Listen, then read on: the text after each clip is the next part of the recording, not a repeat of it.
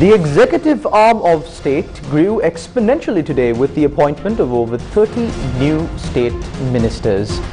Were these appointments made to benefit the people and to bring our country out of this crisis, or were they made for some other reason? We've got the details lined up on primetime news tonight, but before that, let's take a look at your top stories for tonight.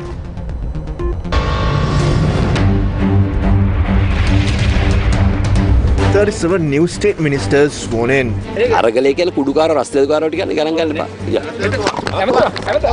Aragale activist veteran actress Damitha Aberratna remanded until the 14th. No deal struck with the IMF, only an agreement. Minister Susil informs Parliament. Parliament approves a 2.5% social security contribution levy bill.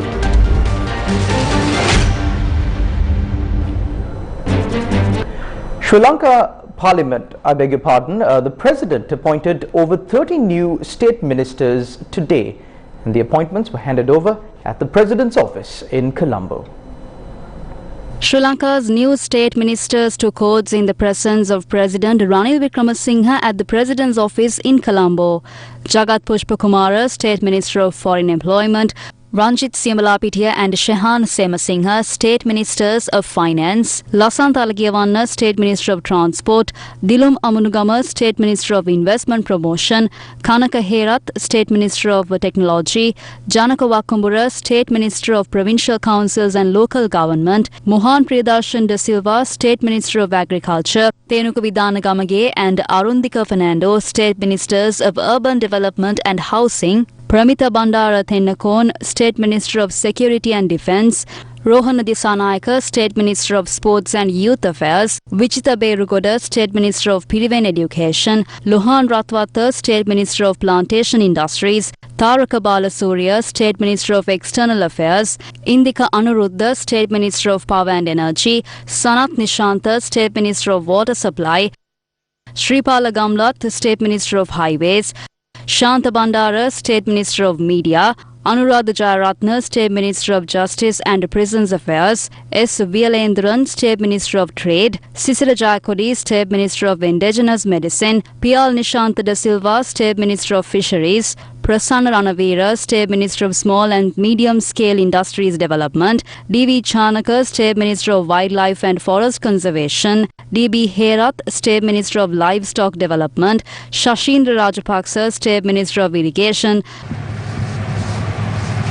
Dr. Sita Arambepola, State Minister of Health, Kadamastan, State Minister of Rural Affairs, Ashoka Priyantha, State Minister of Home Affairs, Aravind Kumar, State Minister of Education, Geeta Kumarasinghe, State Minister of Women and Child Affairs, Sivanesha Ture Chandrakanthan, State Minister of Rural Roads Development, Dr. Suren Raghavan, State Minister of Higher Education, Diana Gamage, State Minister of Tourism,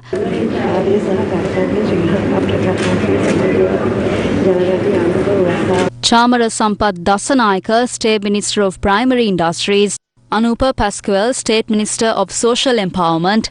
The new state ministers posed for a group photograph with the President after taking oaths. Let's now have a listen to some of the views shared by several of the new state ministers after their appointment. We have agreed with the President not to draw salaries for the ministries and continue to function. We will do whatever we can for the country. We are ready to serve the country and not the President or the government. We will be cost effective as well. There are many projects to attract US dollars to the country, and tourism can be the main source of dollar revenue to Sri Lanka. I have plans and projects for that purpose. I am also working on my previous proposal to legalize hemp to use it as an export product to generate revenue.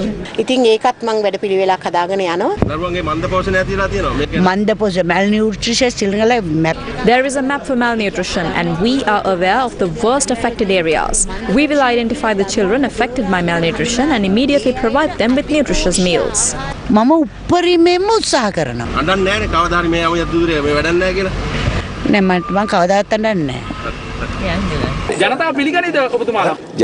The people have already accepted when I was elected 3 times repeatedly and topped the district. The former president was voted by 6.9 million. The mandate may be lost, but we have not been rejected by an election.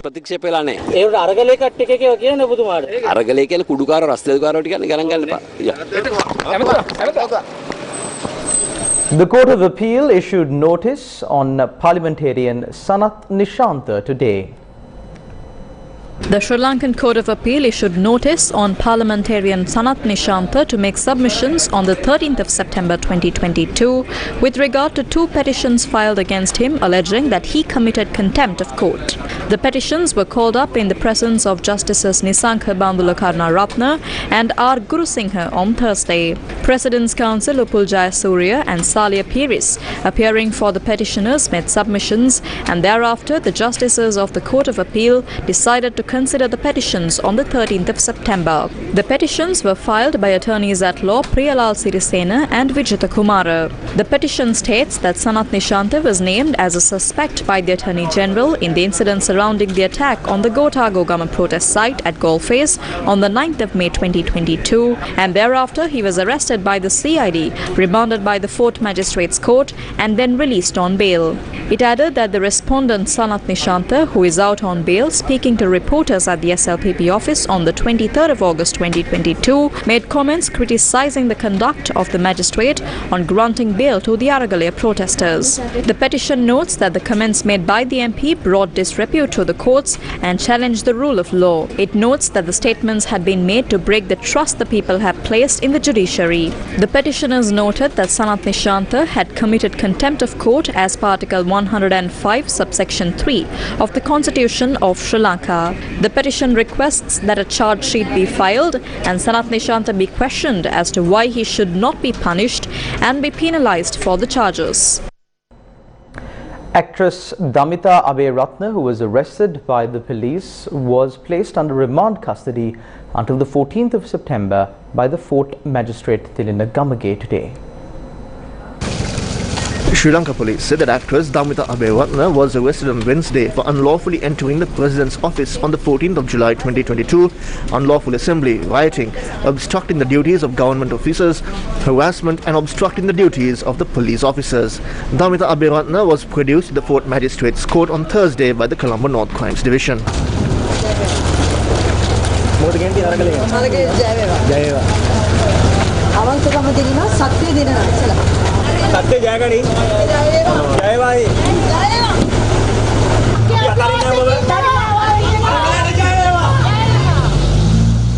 Damitha Aberratna mahatmiyata danun denawa Borlasgam. The Borlasgam police informed Damitha Aberratna to visit the Colombo North Crimes Division on the 9th of September 2022 and provide a statement. But on Wednesday, after she took part in a protest opposite DIVA, she was surrounded by police and taken away. She was arrested in a manner in which a terrorist is arrested. For 2 hours, she was missing without a trace.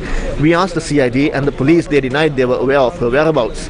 2 hours later, we were informed that she was arrested by the Colombo North Crimes Division. කොට්ටාශ අපරාධ විමර්ශනය එකකින් කියලා අපිට දැනගන්න ලැබෙනවා. අද දේශපාලනයට අවශ්‍ය වෙලා තියෙන්නේ මොකක්ද? What is the political need today? They are trying to involve Damitha Aberratna in legal cases and remand her. They assume that those in the Aragalaya will be demotivated by this. ඊට සම්බන්ධ ක්‍රියාකාරකයෝ දැන් අධෛර්ය වෙයි කියලා. Actress Damitha Aberratna was arrested by police officers from the Colombo North Crimes Division on Wednesday while she was attending a peaceful protest themed The Dark Hour opposite Diatha Uyana. She also addressed those who were gathered there. I believe the people will disregard the party differences and rise up for the country. If not, these rogues will be back. Don't let that happen. Even today, there are water cannons positioned in fear of the dark hour protest. They must be afraid. They are here to protect the rogues and not the peaceful protesters. The people have a right to stand up to win their human rights. Let's rise. We will not back down. Actress Damitha Aberratna was first taken to the Mutual police station at around 8:30 p.m. on Wednesday following her arrest. 2 hours later, she was moved to the 4th Police.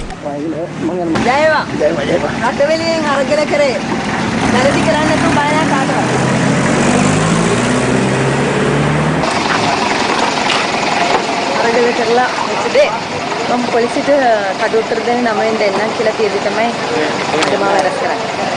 OIC master කියලා කිව්වා. මොකද චෝදනාව? චෝදනාව දන්නේ නැහැ. Opposition leader Sajith Premadasa, attorneys and activists visited the Fort Police, where she was held until she was produced to the court in a show of support.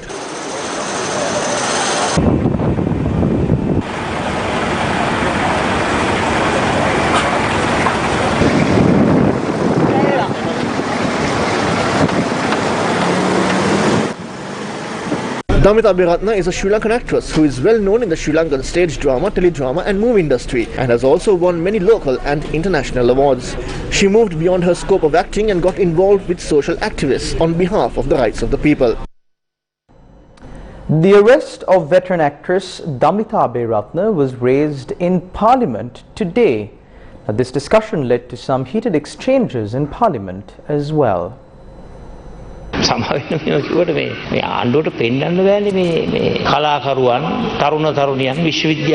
appears the government cannot stand artists, youth, student activists and others. There is no reason to yell MP Prasanna Ranatunga. I am requesting for an end to state suppression, state terrorism and state brutality.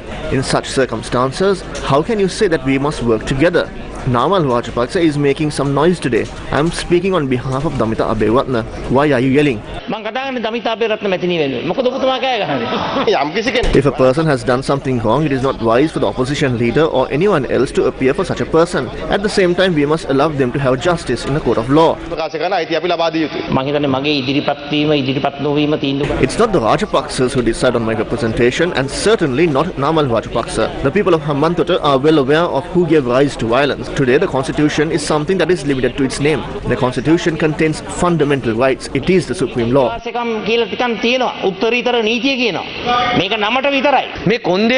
When such incidents have taken place, it is impossible for us to extend support to the government. If her rights have been violated, she had to bring that before the law. You're trying to portray something called state terrorism. But how can the enforcement of law and order be named state terrorism? I'll just read the half a sentence of the first recommendation by the High Commissioner for Human Rights at the United Nations. This was just released yesterday, the advanced version. The first recommendation, OHCHR recommends that the Sri Lankan authorities take all necessary measures to guarantee people's economic and social rights during the economic crisis. People got onto the streets because we have failed. The government has failed. So they have to blame somebody. They are blaming us. At least have the courage to accept that we made massive mistakes and bankrupted this country, and don't arrest people who are accusing us of doing that, because we are responsible. If we are not responsible, who is responsible? You can't shoot the messenger, Honorable Speaker. How can you shoot the messenger? She is only taking the message to the people, people's message to the government and to this parliament. So please consider that. Otherwise we are going to be in trouble in Geneva also. I was with Damitha Aberratna on that day. They arrest me also in that case.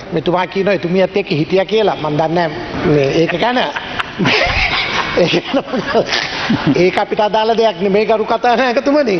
ඒක පෞද්ගලික කාර්යම විතර කතා කරන්නේ නැහැ. Damitha Aberratna රංගන ශිල්පිය තරඟුඩ ගැනීම සම්බන්ධ. On the matter of the arrest of Damitha Aberratna, it is the minister in charge of police who is looking into it. I will direct your proposal to the minister. මට ඉදිරිපත් කරනවා ඒ සම්බන්ධයෙන් කටයුතු කරන්නයි කියන කාරණේ පිළිබඳව. ප්‍රකාශනේ වාසනයේ නිදහස යලි ලබා දියෝ කරව් කරව් නිදහස් කරව් අපේ නිදහස් කරව්. The Inter-University Bhikkhu Federation gathered in Petta on Thursday evening to protest, demanding the immediate release of student activists who are held under the Prevention of Terrorism Act. Sri Lanka police informed the monks and the other student activists who gathered opposite the Petta bow tree to disperse immediately. වහාම විසිරයාම නුඹලාගේ කාර්යමන බව අපරාධ නඩුවිද්‍යා සංග්‍රහ පනතේ අනුප එකවගන්ති යටතේ වැඩිදුරටත් දැනුම් දෙමි.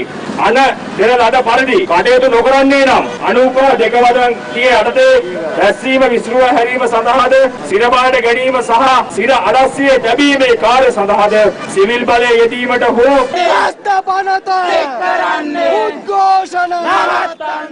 Thereafter, the group led by the monks started a protest campaign.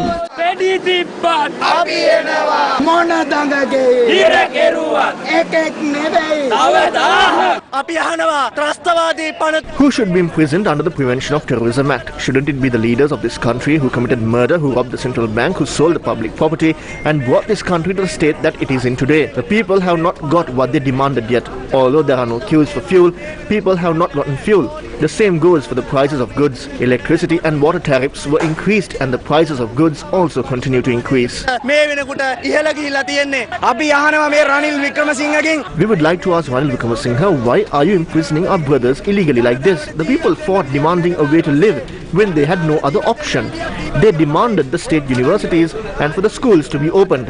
රාජ්‍ය පාසල් පද්ධතිය වහාම විවෘත කරන්න කියලා තමයි ඔවුන් සටන් කරේ. The protesters dispersed after about 1 hour. A silent protest was staged at the Liberty roundabout today. The protesters expressed their frustration towards the state of governance in the country. But the people in Sri Lanka are still out on the streets. The people are here in peaceful protest. They are here representing no political party. They are independent individuals making an independent statement to the government. They are here because the prices are up. They are here because they cannot afford an affordable living. They are here because life is difficult in Sri Lanka more than it has ever been in any time in Sri Lankan history. To be honest, we feel quite disgusted because we don't understand what's happening. So we have been out for past 6 months now. Now it's high time that people in their 40s, late 30s and early 50s try to govern the government. But what we get is people in their 70s and late 60s. Couple of changes did occur, but at the same time again it's the same old people reshuffling. The same old thieves are back again, so it's just a reshuffle. The fundamental rights application filed on behalf of 8 journalists of MTV Channel Private Limited over the assault carried out against them on the 9th of July 2022 was taken up before the Supreme Court earlier today. Journalists Sarasi Piris, Varuna Sampath, Janit Mendes, T. Judin Sindhujan, Imesh Sutherland, W. Veerakoon, V. Chandran and Lahiru Madhushankarachi have been named as petitioners. Several parties including police officers and STF officers have been named as respondents. The matter was taken up before a bench comprising Supreme Court Justices Priyantha Jayawardena, A.H.M.D. Nawaz and Mahinda Samyawardena. The Attorney General, who appeared on behalf of the first to fourth respondents, that is IGP C.D. Vikramaratna, Senior DIG Varuna Jayasundara, Senior DIG Deshabandhu Thenakun, SSP Romesh Lianage, and for the 8th respondent informed the Supreme Court that they will move to file limited objections, while the 6th and 7th respondents also move to file limited objections. Counsel appearing on behalf of the 5th respondent, that is SSP Nizam Jamaldeen, informed the Supreme Court that they have filed their objections and the Supreme Court directed to serve a copy to the petitioners. The petitioners were allowed to file counter-objections. President's Counsel Udita Igalaheva appeared on behalf of the 8 petitioners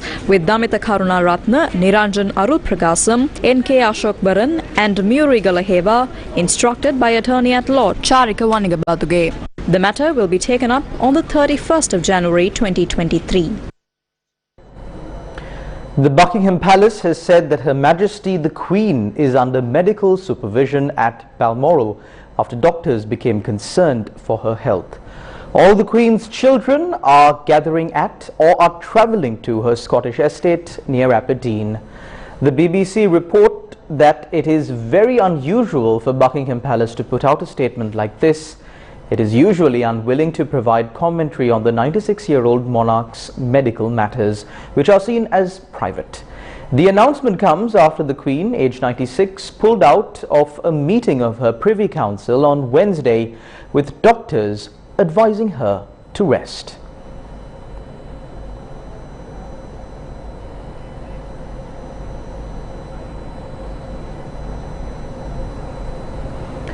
Sri Lankan President Ranil Wickremesinghe has expressed concern over the ill health of Her Majesty the Queen Elizabeth, who is also the head of the Commonwealth. The President has wished Her Majesty the Queen Elizabeth a speedy recovery, according to the President's media division. And with that, we cross over to a short commercial break. Don't go anywhere. You're watching Primetime News on TV1.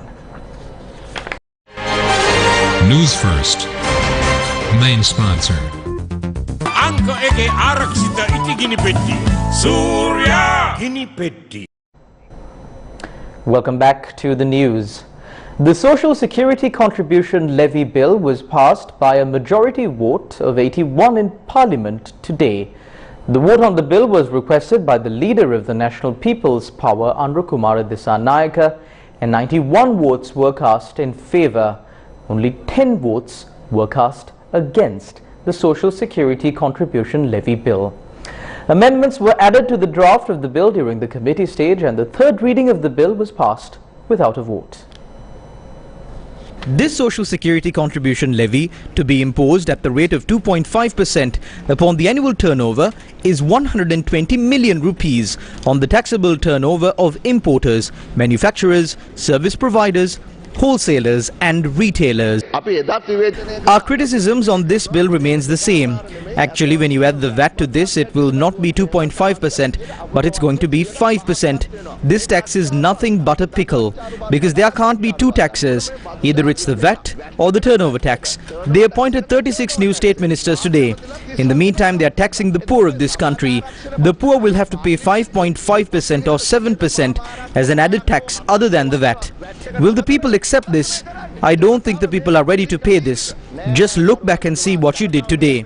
And on the same day, you are taxing the poor. None of these state ministers will be given privileges. They will have to work for their parliamentary wage. We have to regulate our taxing system. Many of our people who earn profits are not paying their taxes. There are 3 main rice mills in the country. The owner of the biggest mill in the country has not paid any income tax. Then the owner of the second largest mill has paid only 900,000 for the whole year. Then there is a mill owner who is also a parliamentarian. He paid 50 million rupees as income taxes. These casino permit owners earn in billions, but none of them are paying even a single cent as taxes.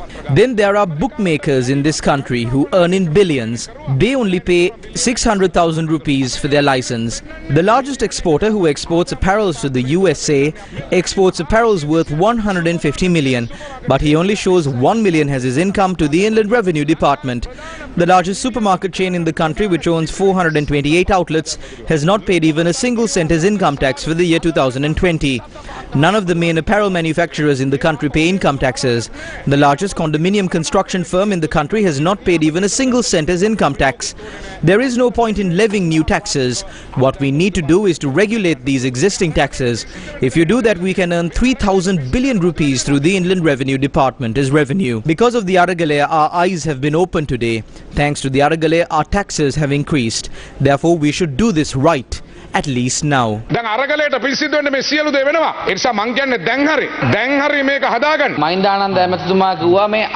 Mahindananda said that all of these are happening because of the Aragalaya, but Sanat Nishanta, who attacked the Aragalaya, was sworn in as a state minister today. The person who's responsible for bringing the substandard fertilizer vessel was also sworn in as a state minister today. The person who threw chili powder to parliamentarians was also appointed as a state minister today. The person who wanted to promote cannabis is also sworn in as a state minister today. The person who was charged for the Aranpalawa Bhikkhu massacre was also appointed as a state minister today. There are only 14 members left in the Sri Lanka Freedom Party. 6 have already been sworn in as state ministers, while 2 have been sworn in as cabinet ministers. Then there is a rumor that another 1 is waiting to be sworn in as a cabinet minister. They claim that none of these state ministers will enjoy privileges or get any wages, but they are taking the 3 vehicles. They will use the official residence and the staff. The staff will also get 3 vehicles with drivers. They only don't get the wage. Still, they will get their salary for being a parliamentarian. They will only forego the state minister's salary, which is only 50,000 rupees. Who are they trying to fool?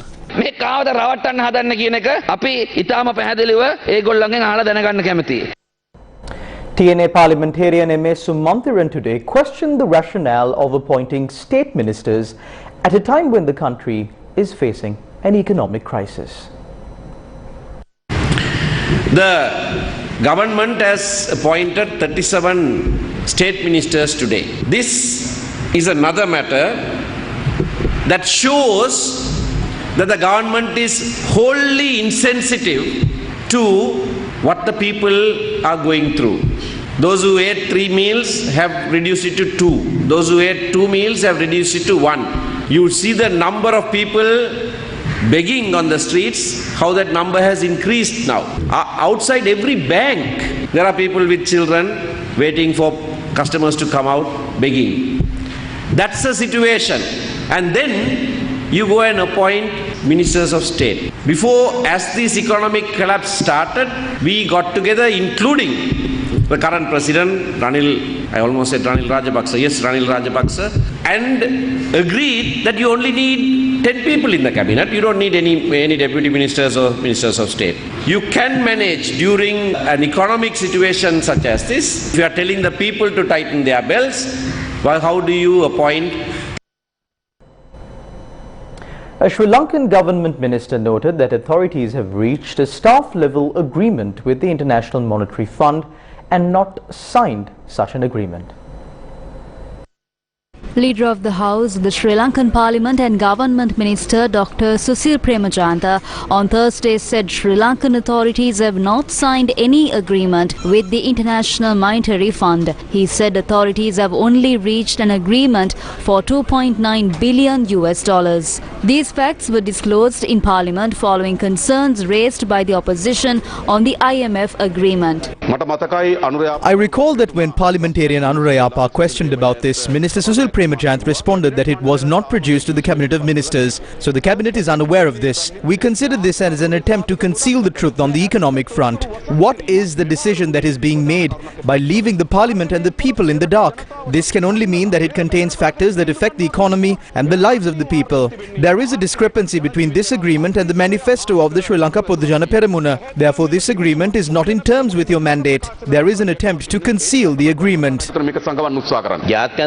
State officials and the staff of the International Monetary Fund have not signed any agreement. The Sri Lankan government and the staff of the International Monetary Fund have reached an agreement. Only understand. It is my view that as per Article 148 of the Constitution, Parliament should be made aware of this. This is being concealed and other matters are being implemented. That is wrong. Can you assure that nothing will be implemented until the Executive Board approval is reached? You cannot even do that. When Nivad Cabral was in the House, we repeatedly questioned about Fitch ratings, Moody's, Standard and Poor. If you refer to the Hansard, you will see the responses that were made, which are proven to be lies. දුන්නේ බහුභූත උත්තරනේ මහා පොළොව පැලෙන බොරුනේ කිව්වේ එයාගේ මොකක්ද උත්තරේ අතීතය ගැන මහා වට්ටෝරුවක් කියගෙන සම්පූර්ණ බොරු තමයි ක්‍රියාත්මක කරේ දැන් ඔබතුමාලාට එහෙම හැසිරෙන්න බෑනේ පැහැදිලිවම ඒක There is a difference between reaching an agreement and signing an agreement. Amendments can be made when reaching an agreement. After signing an agreement, the signatories are bound to that agreement. ඔබතුමා PhD එකක් තියෙන පුද්ගලයෙක් You are a PhD holder. Do not read out from a paper that is offered to you. Don't bring a legalistic argument. We need to know the facts. I agree with Andra Kumara Dissanayake for reiterating this. We need to know the macroeconomic situation. We are bankrupt due to ad hoc decision making. I don't read from paper offered by anyone. I have an understanding of the differences in economics. Sri Lanka has fallen from self-sufficient to seeking immediate food assistance. Here's a look as to the reasons why.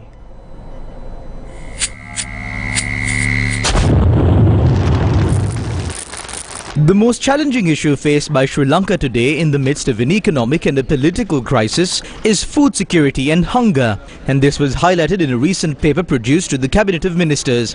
It also states that the situation would grow even worse in the future.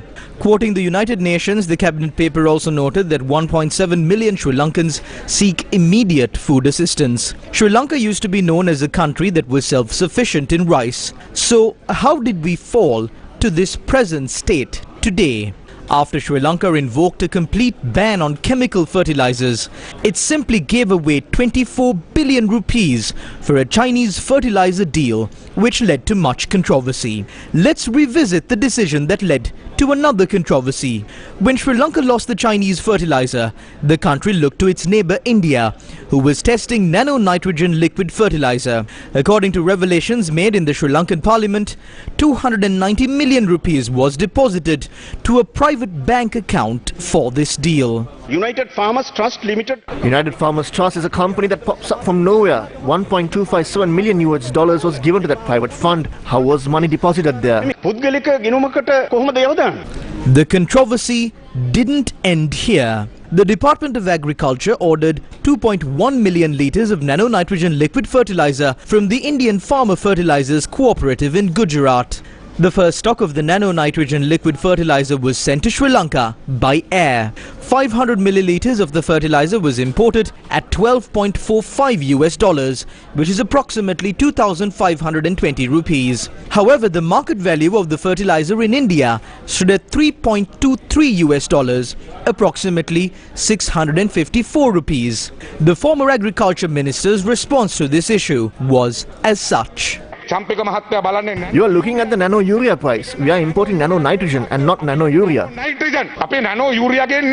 Though the minister was speaking of the difference in nano-fertilizer in India and nano-fertilizer imported to Sri Lanka, the Indian company revealed what was actually imported. In India, the urea is highly subsidized. You see that our government is giving a lot of subsidy on that. So we have to be competitive in the market. So it is priced 10% less than the current price of urea in the market. What's the current market retail price of this product in the Indian market? That's approximately, I think, 240 rupees. Thereafter, the cabinet minister admitted that he was wrong. We are speaking with that company to reduce the price to USD 10. We will try to reduce it further. We too feel that they made an advantage. The Sri Lankan agent also challenged the Sri Lankan minister. Eventually, the minister seems stressed. I have never seen any other minister in stress like him. We cannot take notice of what he says.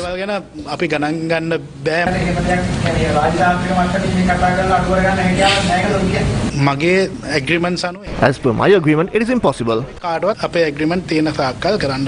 Sri Lanka had paid 1,867 rupees higher than the retail price in the Indian market for the 500 millilitres of nano-nitrogen fertilizer.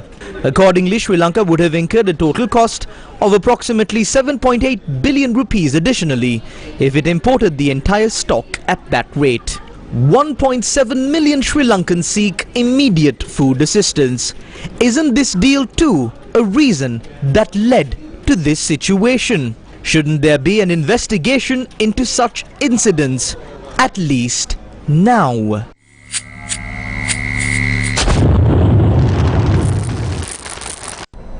Amidst an unprecedented economic crisis that has left millions of Sri Lankans food insecure, John Ilef, the United Nations World Food Programme Regional Director for Asia and the Pacific, concluded a two-day visit to Sri Lanka, where WFP is stepping up its emergency operations.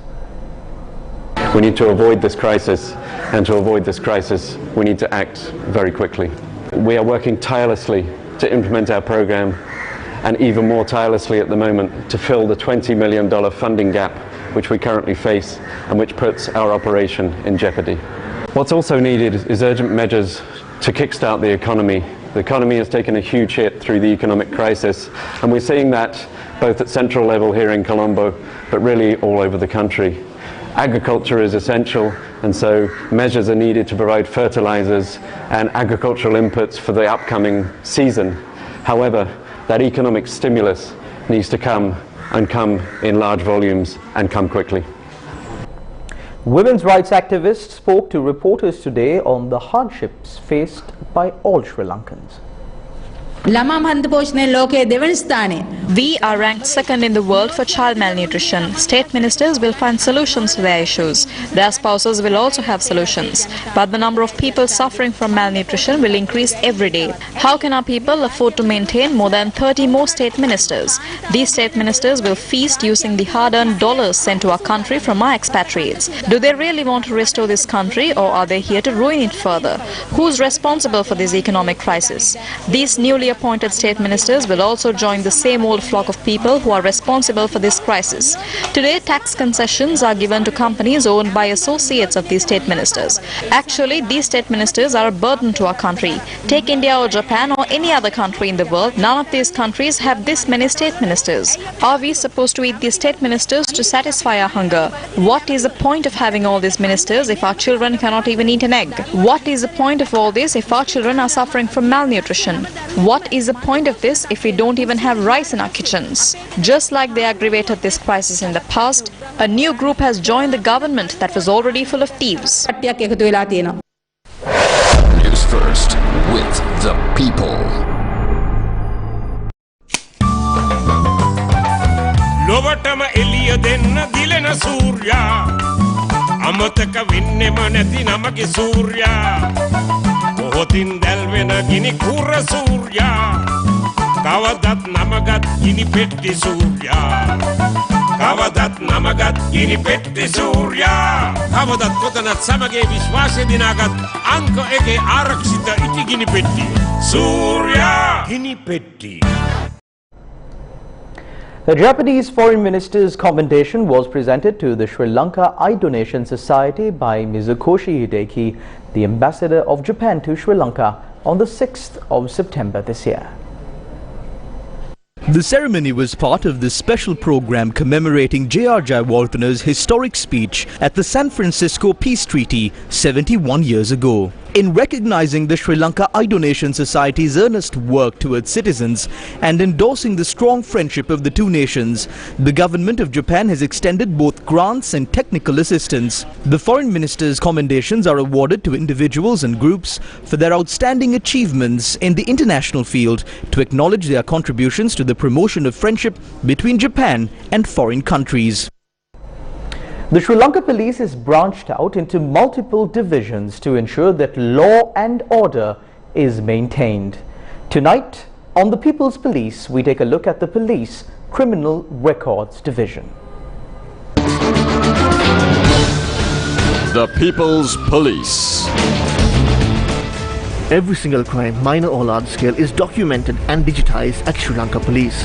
Every single detail is recorded by the Police Criminal Records Division, which has been in existence for 114 years.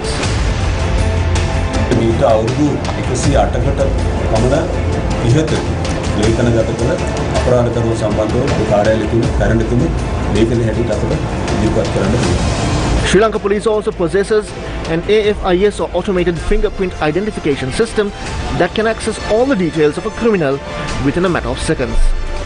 This system is linked with 605 police stations located across the island.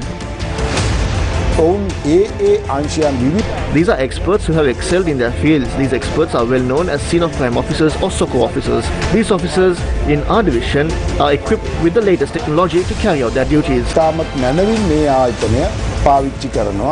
Sri Lanka Police is also in possession of a state-of-the-art facial recognition system.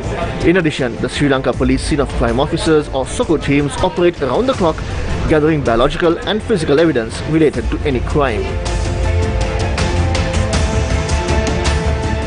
The People's Police.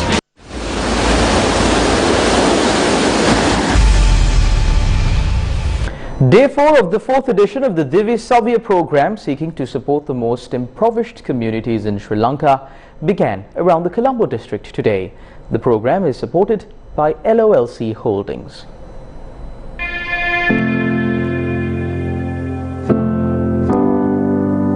Essential relief packages were delivered to families at 4 divisional secretariats in Sri Jayawardena Kotte in the Colombo district. The program commenced from the Rajagiriya Pattana Viharaya on Thursday morning.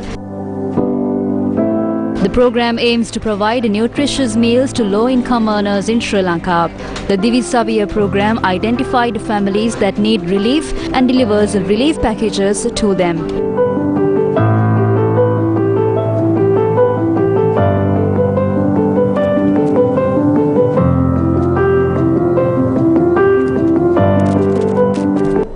That's a wrap of primetime news on TV1 for tonight. I'm Charlene Benedict for the News First team. Take care and God bless.